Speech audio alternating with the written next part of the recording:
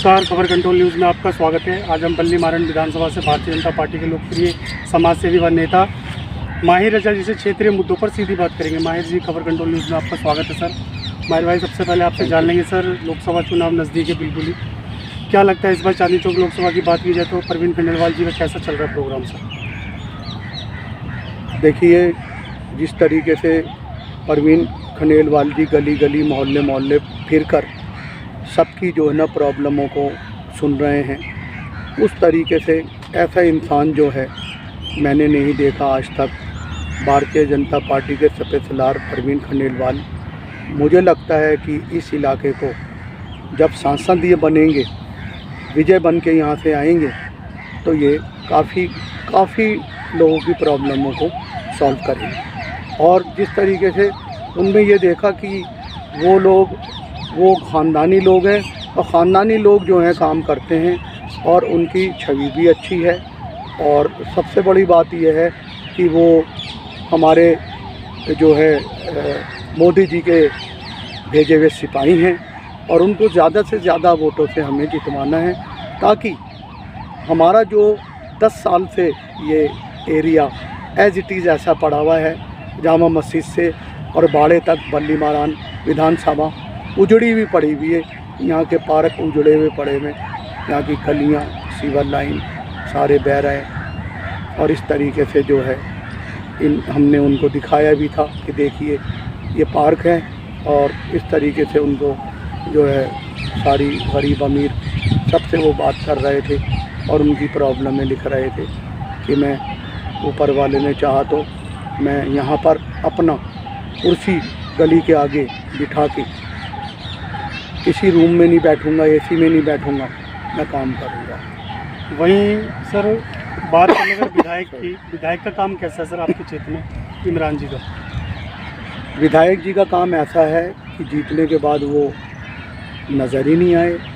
और सबसे बड़ी बात है, लोग इतना परेशान, ना टेलीफोन उठा रहे, ना यहाँ गलियाँ बनी, ना पार्क बने, ना बिजली के मीटर लगे, ना कैमरे लगे, ना लाइटें लगी।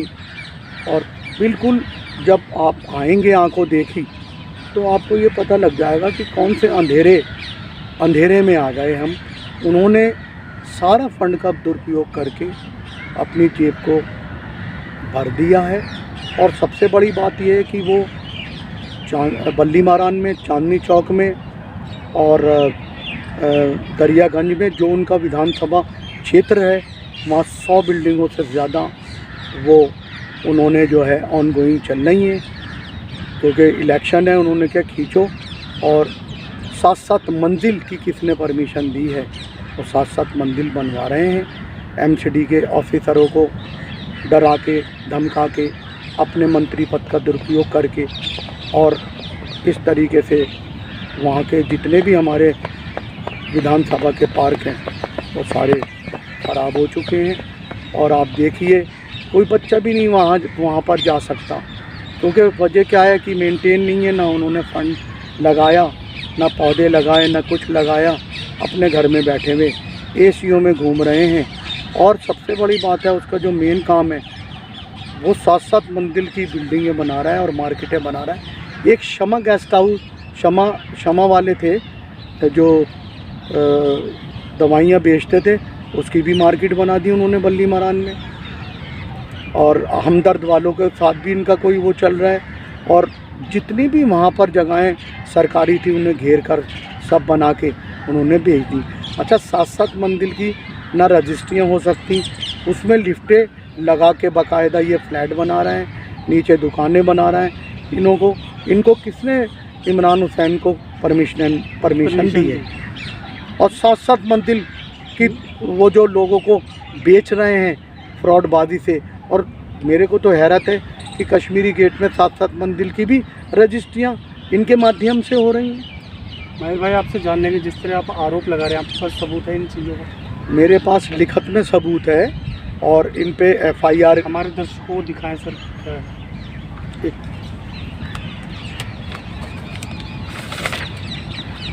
एक तो ये नंबर हैं सारे, जो कि ये जो प्रॉपर्टियां जो इनकी बन रही हैं और ये बना के लोगों को बेच रहे हैं अनऑथराइज। कोई सैंक्शन प्लान नहीं है, कोई कुछ नहीं है, सिर्फ इनकी जो ना बात पे कि भाई मंत्री हैं इनसे ले लो, तो इसलिए लोगों को ये धोखा दे रहे हैं। कल को ये मंत्री नहीं रहेंगे तो किससे वो पैसे लेने जाएगा। और इनको जल्दी से जल्दी एलजी साहब से मैं गुजारिश करूंगा कि आम आदमी पार्टी के सफ़े सलार है इमरान हुसैन, जिन पे पहले भी इल्ज़ाम लग चुके हैं, और इन पे कार्रवाई की जाए। ये मैं आपको नंबर दिखा रहा हूँ, और भी नंबर और भी प्रॉपर्टियाँ ऑनगोइंग 100 से ज़्यादा ऑनगोइंग बन रही हैं। और ये देखिए, ये जो है तीनों भाइयों पे FIR है, ये मैं दिखा रहा हूँ आपको, और ये आप देख लीजिए। और इनके ये जो फ़ोटो हैं ये तीनों भाइयों के, ये देखिए आप कलर्ड में हैं, आप देख सकते हैं। इन्होंने इलाके को जो है इस तरीके से बिजनेस का अड्डा बना दिया है कि लोग बेचारे 1 मीटर नहीं लगता। अब ये आप बताइए कि अनऑथराइज जो बिल्डिंगें बन रही हैं उसमें मैं और भी सबूत दूंगा आपको आगे बाइट में। जो ये बिल्डिंगें बन रही हैं 7-7 मंजिल, और इसमें ये देखिए कि मार्केटों में हज़ारों मीटर इन्होंने अनऑथराइज लगा दिए हैं। लोगों का 1 मीटर नहीं लग रहा, और ये हज़ारों मीटर जो हैं वहाँ पर अनऑथराइज लगा दिए हैं। लोग बड़े परेशान हैं। इन्होंने ये समझ लो कि क्योंकि बिजली का महकमा भी आम आदमी पार्टी के पास था, और जल बोर्ड में इन्होंने हज़ारों कुएँ को जो ना खुदवा कर और इतना फंड का दुरुपयोग करके। माहिर भाई, आपसे मेरा एक और क्वेश्चन है। नॉर्थ ईस्ट से जो कन्हैया कुमार को जो थप्पड़ मारा गया है, क्या लगता है ये भी कोई राजनीति का कोई हिस्सा है सर?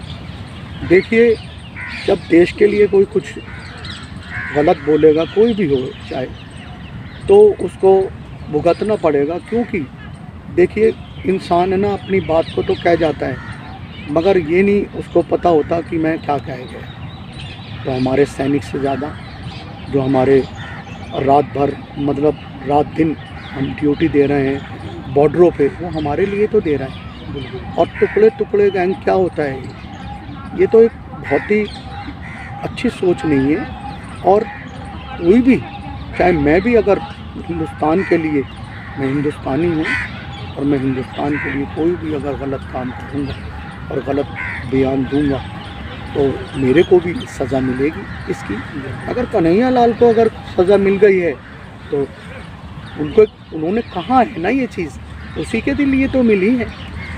कहाँ है तो सज़ा मिल गई उनको। अब ये दिल्ली आपको बता देगी, 7 सीटें भारतीय जनता पार्टी का परचम लहराएगा। कुछ लोग ये भी कह रहे हैं कि जो जिसने थप्पड़ मारा है चौधरी ने, वो कहीं ना कहीं मनोज तिवारी भारतीय जनता पार्टी से भी अटैच है, क्योंकि बड़े बड़े मंचों पर तिवारी जी के साथ वो बैठा देखा गया है। देखिए, भले ही वहाँ मनोज तिवारी जी के मन पे हों वो कोई बात नहीं। अब ये देखिए कि सबसे बड़ी बात ये कि किसी में तो जज्बा है ना। बिल्कुल। इतनी हज़ारों की जो पब्लिक थी, नहीं उसमें किसी उसको वो चीज़ याद आ गई, उन्होंने थप्पड़ मार दिया कन्हैया लाल को।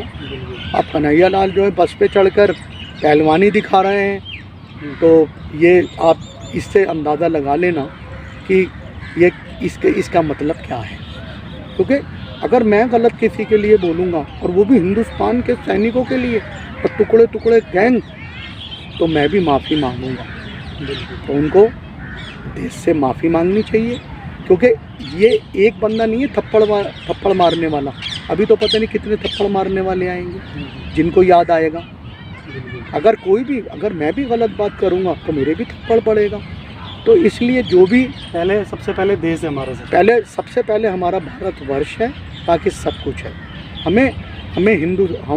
हमें छोड़ो कल की बातें, कल की बात पुरानी, नए दौर में लिख देंगे मिलकर नहीं कहानी, हम हिंदुस्तानी, पहले हम हिंदुस्तानी हैं।